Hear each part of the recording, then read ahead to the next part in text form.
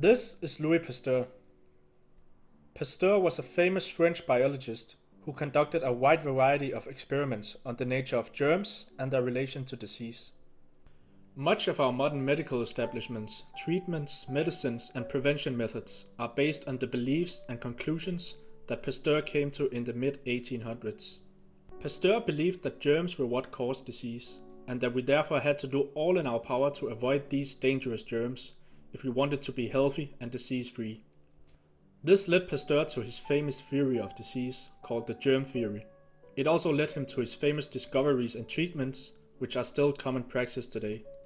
These treatments include antibiotics, pasteurization, vaccination, and sanitation.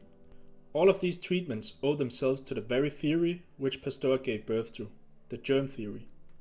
Now this guy right here is called Antoine Bechamp, and he was another French biologist who conducted a wide range of experiments in the mid-1800s concerning the nature of germs, disease, and how diseases arise in the body. Bechamp's experiments and discoveries were conducted at the same time as those made by Pasteur. And as we will see later, it certainly looks like Pasteur was directly inspired by the works of Bechamp. Antoine Bechamp is much less known today compared to Louis Pasteur, but his discoveries remain amazingly interesting and pose a direct opposite to the germ theory as we know it today.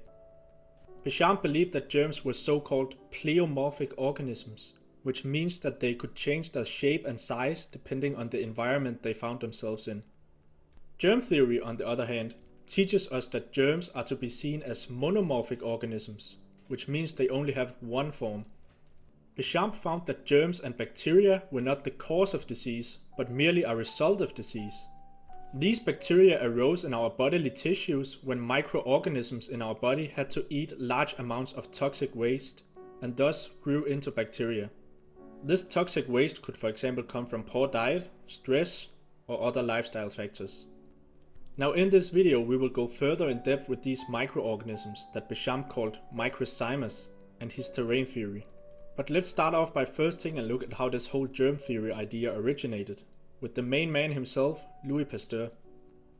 In the 1850s, Pasteur became fascinated with the causes of how mold developed in different things, specifically the mold occurring in sugar water.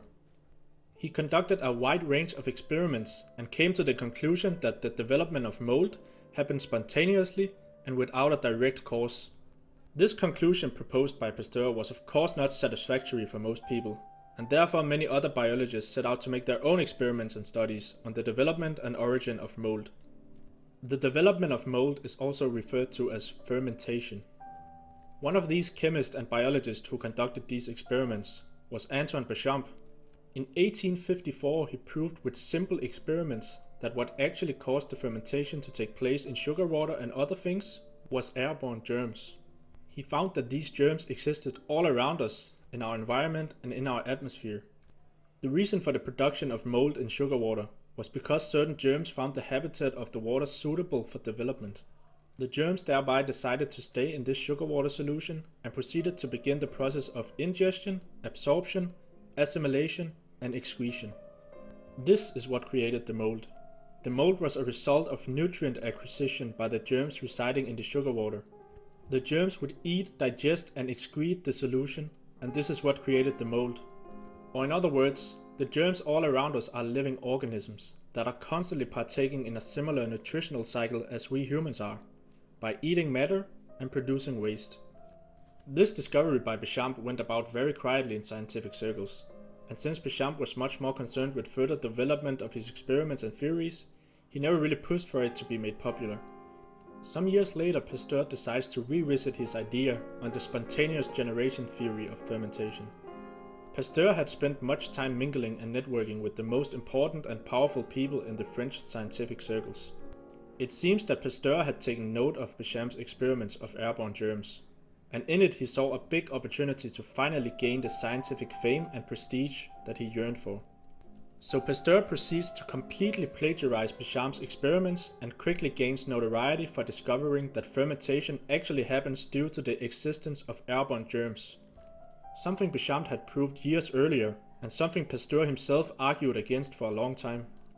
Pasteur made this discovery popular by going on heavily marketed tours around France conducting his quote-unquote original ideas and experiments on mountaintops, valleys, and all sorts of other grandiose places.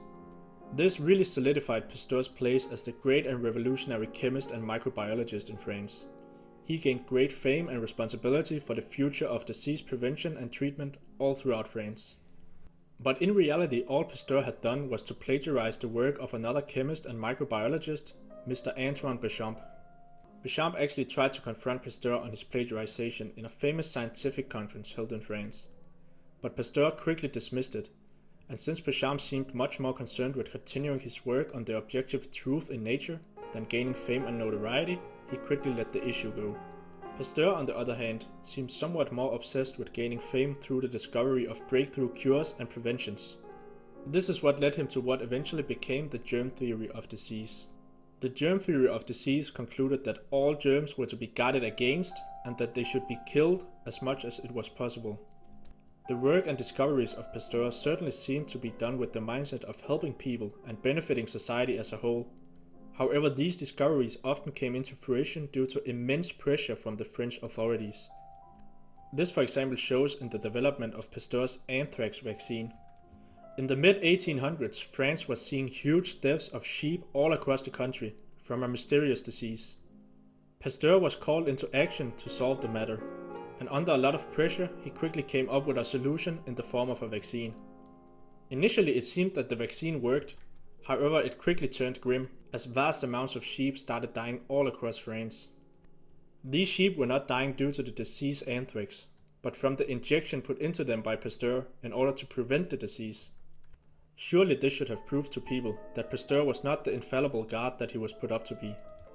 However, his great influence on disease prevention and treatment went on, and so did the developments of the germ theory of disease. This failure on Pasteur's part is not an argument against the efficacy of vaccines, but proof that medical and scientific malpractice can be very dangerous. As to why injecting large amounts of animals with a certain substance can end very bad, I would like to refer to this quote by Dr. Montague Leverson. When a drug is administered by the mouth, in proceeding along the digestive system, it encounters along its way a series of chemical laboratories, wherein it is analyzed, synthesized, and harmful matter prepared for excretion, and finally excreted, or it may be ejected from the stomach or overcome by an antidote. But when nature's code of mail, the skin is violated, and the drug inserted beneath the skin, nature's line of defense is outflanked, and rarely can anything be done to hinder or prevent the action of the drug, no matter how injurious or even fatal it may be. All physicians of the world are incompetent to either foresee its action or to hinder it. Even pure water has been known to act as a violent and fraudulent poison when injected into the bloodstream. How much more dangerous is it then to inject poisons whether modified or in any other manner? These simple considerations show that vaccination should be regarded as malpractice to be tolerated only in the case of extreme danger, where the educated physician sees no other chance of saving life. Now, there actually is a lot of other stuff to go into when it comes to Pasteur's rushed disease treatments and how it has somehow still made its way into our current medical practices and our overall belief in germ theory. But it's a very long story, and since I have a lot of other very interesting stuff that I want to touch on in this video, maybe it's best saved for another time. For now, let's shift our focus to what Pasteur's lesser known counterpart, Antoine Bechamp, was discovering, while Pasteur and his germ theory was being lifted up as the world's new and great savior. As briefly mentioned earlier in this video, Antoine Bechamp made some extremely interesting discoveries when it comes to what he believed constituted life and disease. The most fascinating of these discoveries was definitely the discovery of what Bechamp called microzymas. Microzymas are essentially infinitely small microscopic organisms. With great amazement, Bechamp managed to find these small microscopic organisms in prehistoric stones that were millions of years old. Even though the stones were millions of years old, the microorganisms were still very much alive. Bechamp interpreted these microscopic organisms to be survivor life forms from past ages. He went on to find these microscopic organisms in all other living and dead things he examined, be it animal, human, or plant matter. Although all the microzymas looked similar, they varied in their chemical abilities. Each tissue, organ, or gland in the body had microzymas that differed from each other. The microzymas would be able to grow into bigger organisms, like for example bacteria, if the environment demanded it. Some of these intermediate bacterial stages were regarded by germ theory proponents to be different species altogether, but to Bechamp they were all related and derived from the microzymas. Bechamp noted that without oxygen, microzymas did not die, they simply went into a state of rest. He said that every living being has arisen from the microzymas, and that every living being is reducible to the microzymas. The microzymas were the fundamental components of life. Microzymas thereby completely shattered the previously held belief that cells were the fundamental units of life, a thought that still seems dominant today, even though, as we shall see in a bit, the existence of microzymas have been proven further. Actually, the cells in our body owe their very existence to the presence of these small pleomorphic microzymas, who constantly make sure our cells are healthy and plentiful. When humans, animals or plants die, the microzymas live on and continue to be the ultimate cleaning men of nature by slowly decomposing the body that they were once a part of. This seemed like it should have been a huge discovery, completely changing the landscape and concepts of germ theory as it was currently known. However, the discoveries were simply disregarded by Pasteur and other germ theory microbiologists in favor of their own research and pronouncements. These people kept their belief in the notion that bacteria and other microorganisms only had one form, and that these forms were the cause of disease. This is for example shown in the famous germ theory proponent Robert Koch, who was obsessed with isolating these different bacteria and relating them to different diseases. He would for example take something like a streptococcus bacteria and notice how it was present in almost all people having a strep throat. Thereby he concluded that the streptococcus bacteria caused the strep throat. What Koch failed to realize was that the bacteria wasn't the cause of the disease, but merely a result of it. The bacteria is actually the good guy. It's there to eat up all the toxic waste that are in the tissue. It is simply found in the diseased tissue because some other outside factor is making our inner environment toxic. This could very well be diet and lifestyle, but could also be things like stress, poor air quality, EMF radiation, and countless other things. The observation of bacteria in deceased individuals is thereby just a sign of the microorganisms doing their job in cleaning up diseased tissue. If you see firemen around a burning building, would you think that they were the ones who caused the fire? The truth is that these microorganisms play a huge part in our overall health and well-being, and they seem to morph and change shapes depending on the environment and state of our bodies. Most people are slowly starting to see the importance of microorganisms in our health and well-being, as things like probiotics and gut microbiome have become important buzzwords. Bechamp literally tried to warn us about the gut microbiome and the importance of these microorganisms years ago. However, we didn't listen then, and we still seem very much caught up in the germ theory dogma, which has taken deep root in our scientific and medical circles, and honestly seems ingrained in all of us. The ideas put forth by Bechamp should have completely changed the way we look upon prevention and treatment of disease.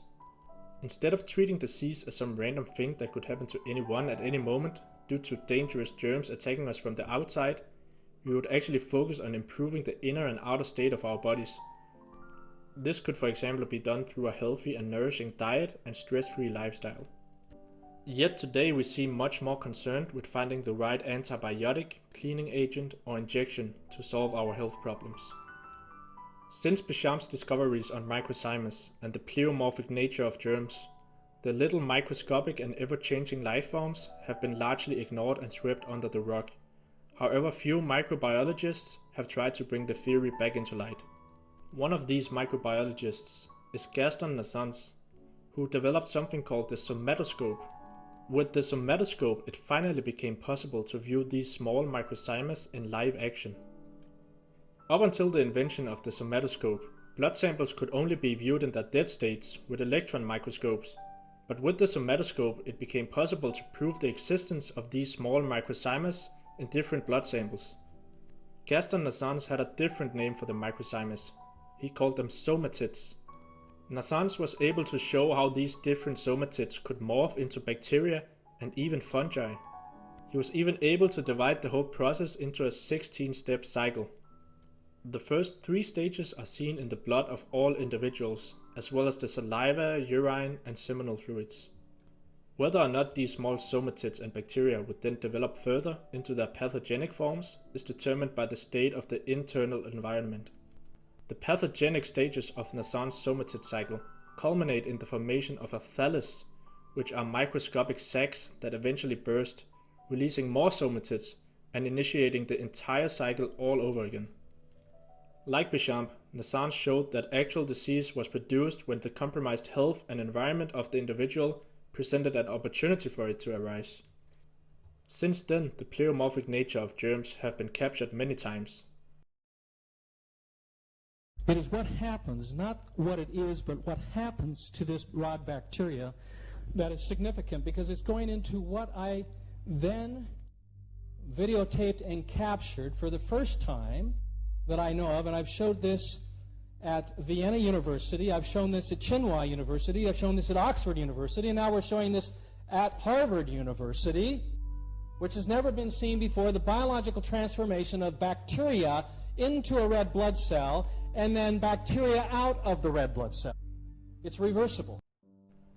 I can't help but wonder why this huge field of study is still largely ignored in medical circles today. I also can't help but notice how hard it is to even find information on this topic. I, for example, had to go through various loopholes to even find any information at all on Gaston Nassans and his invention of the somatoscope. It seems weird to me that someone who developed a very complicated microscope and proved with it that we are composed of small pleomorphic microorganisms doesn't even have a Wikipedia page. It also seems very weird to me that the existence of microzymas, as discovered by Bechamp and proved further by Gaston Nassans, still isn't seen as the fundamental components of life, and that we are still clinging to the thought of microorganisms as monomorphic enemies to be killed with medicine, and that the cell is the fundamental component of life. Today there is a lot of talk and focus on things like stem cell research. However, it seems weird to focus on this when 100 years before stem cells were even discovered, Bechamp had already discovered the very creators of the stem cells, the microzymas. Studying stem cells instead of studying microzyma is like using a gas lamp instead of an electrical lamp, or a steam locomotive instead of an electrical train. The bottom line is that stem cell, no matter how small or undifferentiated, is still a cell. A microzyma is a whole nother entity altogether. The longest living stem cells live between 5 months to 3 years before dying out. Microzymas lives on forever. Microzyma has never been observed to perish. They are immortal as far as can be estimated. They are like the undying cosmic dust of our world. Or to quote Blavatsky, nothing ever dies. Life's opposite is not death, but latency. One is compelled to ask whether all humanity, past and future, is not imprisoned in latent form in the rocks and sands of our terrestrial sphere. I realize that this might be getting a little philosophical, and that science has little or nothing to say about spirit, soul, and the hereafter. But if disease is indeed caused by the accumulation of too much toxic waste for small pleomorphic organisms to handle, it would indicate physicians have been unable to see what was quite plain for some 19th and 20th century scientists to observe using a simple light microscope. And with powerful electron microscopes, there is now little excuse for not seeing bacteria. In addition, scientists cannot seem to agree where life begins. So can we trust them completely to know when life ends? In the Bible, God tells us that we came from dust, and to dust we shall return, which is not terribly encouraging for many people. But what if dust contained elements and building blocks that could remake life over and over again for all eternity? And isn't Earth basically a big pile of dust? I believe that the study of these ever-living microscopic organisms deserves to be brought back to the light, and that it may provide us with huge clues of what it takes to prevent and treat disease. I believe that terrain theory should be taken seriously, and that we largely need to rethink our approach when it comes to germ theory. We simply gain nothing by walking around in this more or less paranoid thought that disease is something that can strike us at any time, and that we need to guard ourselves against these quote-unquote dangerous airborne organisms. The reality is that diseases seek their natural habitat. diseased tissue, and that we gain nothing by constantly seeking to destroy these organisms, which are only trying to help us survive. All of this can be summed up quite shortly in the words of Bechamp himself. Nothing is lost, nothing is created, all is transformed. Nothing is the prey of death, all is the prey of life.